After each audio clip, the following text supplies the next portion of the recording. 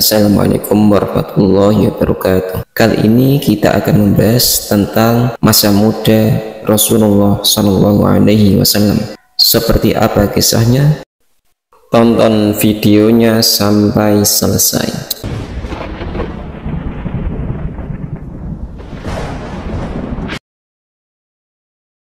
Di masa mudanya Rasulullah SAW memiliki beberapa aktivitas seperti mengembala kambing dan berdagang. Di saat mengembala kambing, Rasulullah SAW biasanya mengembala kambing pamannya atau orang Quraisy, dan kemudian beliau mendapatkan upah dari pekerjaan tersebut. Kenapa Rasulullah SAW mengembala kambing? Ada satu hikmah yang dapat kita ambil adalah mendidik beliau agar memiliki jiwa kepemimpinan dan juga agar beliau sabar saat dalam mengembala kambing.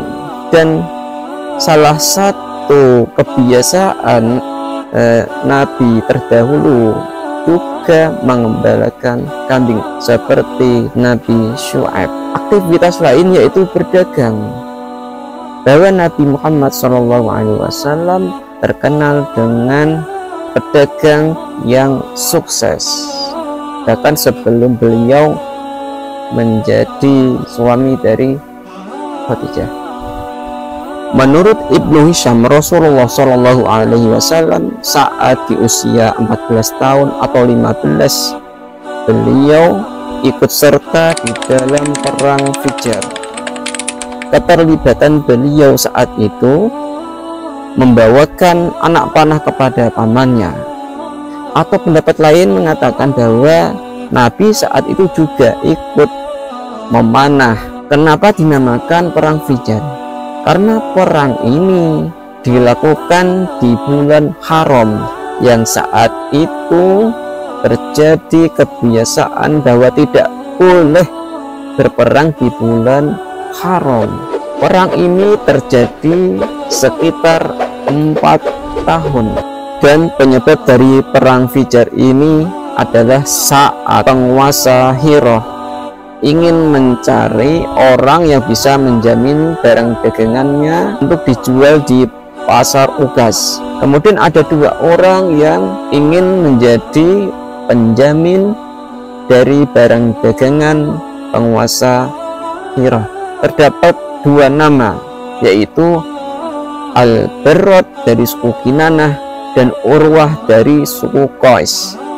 Akan tetapi terpilihlah Urwah setelah jamin barang dagangan dari penguasa Hira. Kemudian Urwah menuju ke pasar Ugaz. Di perjalanan ternyata Urwah bersama rombongannya dibunuh oleh Al-Barrod. Peristiwa pembunuhan inilah yang kemudian memicu perang antara Al-Barrod dari suku Kinanah bersama orang Quraisy melawan suku Qais. Setelah 4 bulan dari perdamaian perang Fijar, kemudian diadakan Hilful Fudul, yaitu perjanjian yang tujuannya untuk mencegah perang seperti perang Fijar yang lalu. Atau tujuan dari perjanjian ini adalah untuk membantu orang-orang yang teraniaya. Ada satu pendapat terbentuknya perjanjian Hilful Fudul saat ada orang yang menjual barang dagangannya, akan tetapi penjual tersebut dibayar dengan harga yang tidak semestinya, dan dia merasa kecewa sampai kemudian dia berteriak-teriak di tengah orang Arab, dan sampai ada orang yang mendengarkan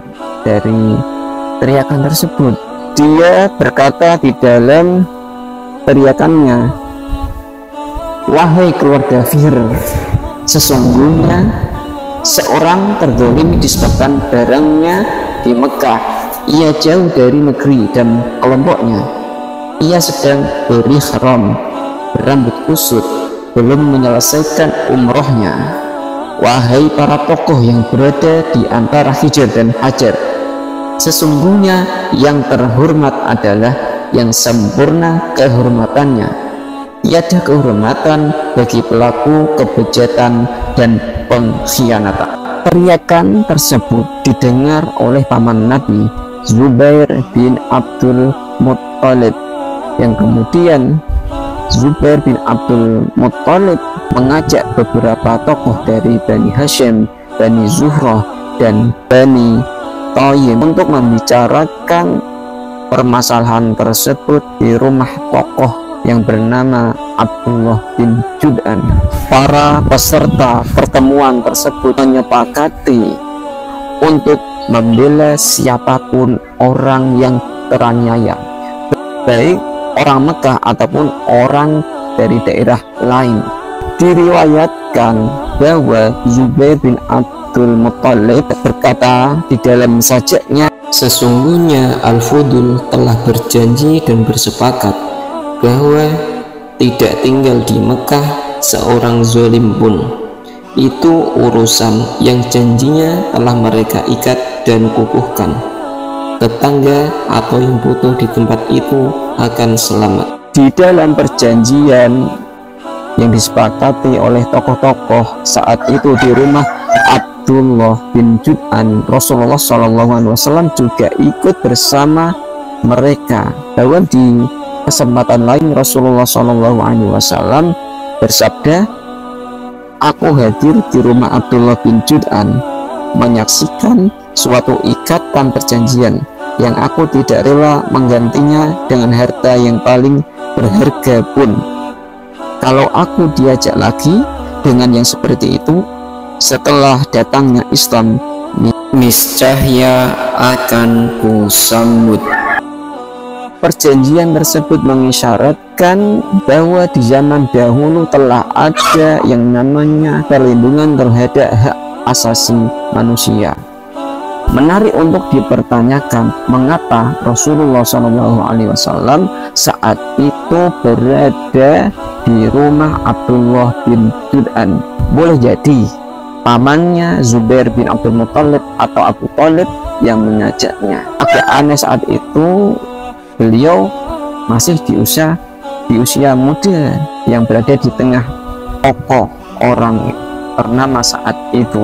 Itulah cara Allah untuk menghindarkan Nabi dari tindakan-tindakan kesia-siaan di waktu muda. Pada suatu ketika, bagaimana Allah menjaga calon Rasul saat itu, seperti yang diungkapkan atau yang disampaikan oleh Nabi Muhammad SAW. Aku tidak pernah tergoda melakukan apa yang dilakukan orang-orang di masa jahiliyah kecuali 2 kali. Allah menjagaku dari semua perbuatan mereka. Setelah itu, aku tidak pernah menginginkannya lagi hingga Allah memuliakanku dengan kerasulan. Pada suatu malam, aku berkata kepada anak yang mengembala bersamaku di dataran tinggi Mekah, bersediakah engkau jika untuk malam ini kau mengawasi kambing-kambingku sehingga aku bisa ke Mekah dan begadang seperti yang dilakukan para pemuda lain? Temannya menjawab, baiklah, aku akan melakukannya. Maka aku pergi hingga ketika mencapai rumah pertama di Mekah, aku mendengar nyanyian. Aku bertanya, suara apa itu? Orang-orang menjawab, ada pengantin. Aku pun duduk untuk mendengar.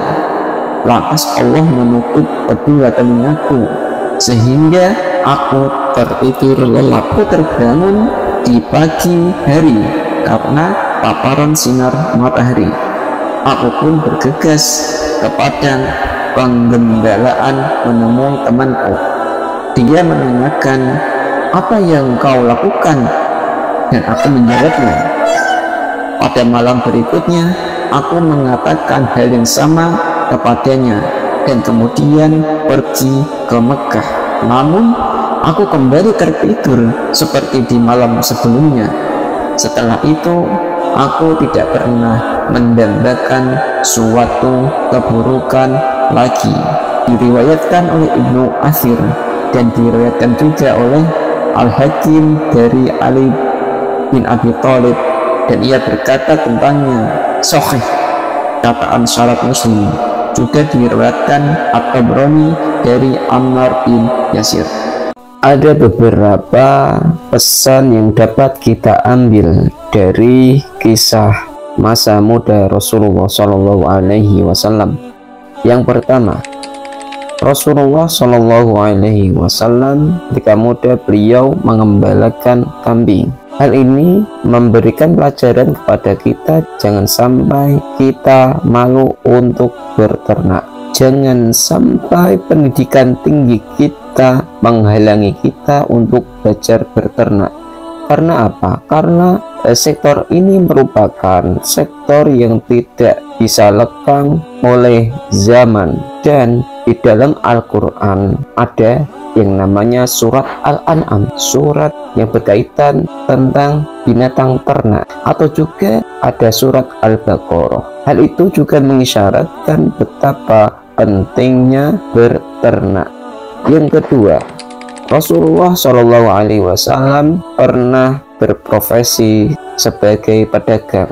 Untuk itu, jangan sampai kita yang lulusan perguruan tinggi untuk malu berdagang, malu bekerja, tidak sesuai dengan jurusannya. Maka tirulah Rasulullah, bahwa di dalam Al-Quran diterangkan Allah menghalalkan jual beli dan mengharamkan riba. Rasulullah Shallallahu Alaihi Wasallam ketika muda ikut di dalam peperangan Fijar. Hal ini menunjukkan bahwa Rasulullah Shallallahu Alaihi Wasallam ketika muda sangat pemberani. Maka dari itu kita jangan sampai menjadi orang yang penakut dalam membela kebenaran. Dan yang terakhir adalah bahwa Rasulullah Shallallahu Alaihi Wasallam ikut serta di dalam musyawarah untuk menentukan perjanjian khilful fudul. Maka kita dari anak-anak muda, bolehlah kita untuk ikut juga bermusyawarah dengan tokoh-tokoh, agar kita kelak juga siap saat menjadi orang tua dan juga ikut berpartisipasi dalam merumuskan suatu keputusan.